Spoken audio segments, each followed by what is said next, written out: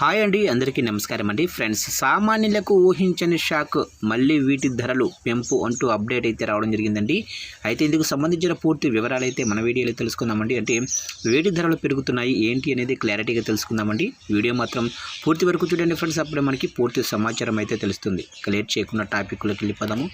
ఇక పశ్చిమాసియాలో కొనసాగుతున్న యుద్ధం సెగ సామాన్యుడి ఇంటిని తాగుతుంది. ఇరాన్, ఇజ్రాయెల్, అమెరికా యుద్ధం మొదలైన తర్వాత చోటు చేసుకున్న పరిణామాలతో కేంద్ర ప్రభుత్వం వంట గ్యాసు ధరలను పెంచింది.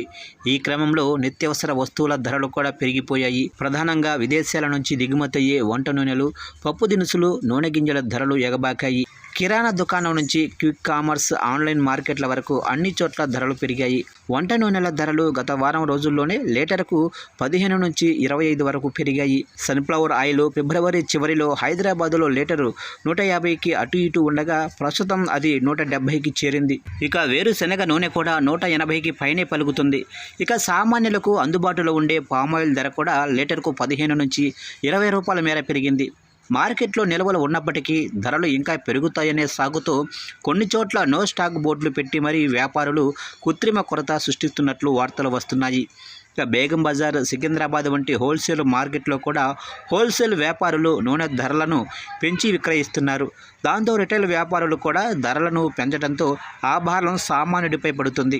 ఇక పెరిగిన పప్పుల ధరలు, గల్ఫ్ దేశాల నుంచి రావాల్సిన పప్పు దినుసులు నౌకలు ఎక్కడికెక్కడ నిలిచిపోయినట్లు జరుగుతున్న ప్రచారంతో పప్పు ధాన్యాల ధరలు కూడా భారీగా పెరిగాయి.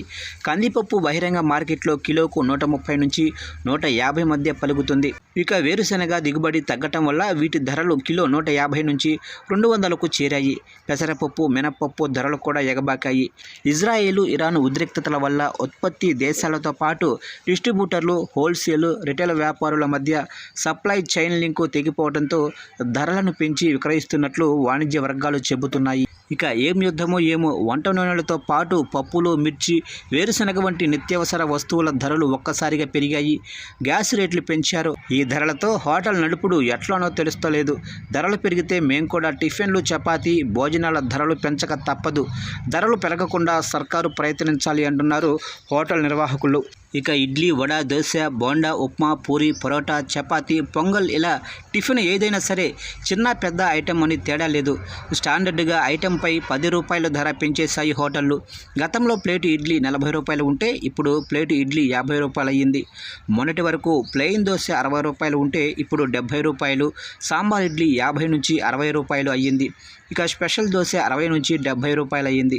ఇక పరోటా, చపాతీ, పొంగల్ ఐటెము ఏదైనా 10 రూపాయలు పెంచినట్లు హోటళ్ళు బోర్డులు పెట్టాయి.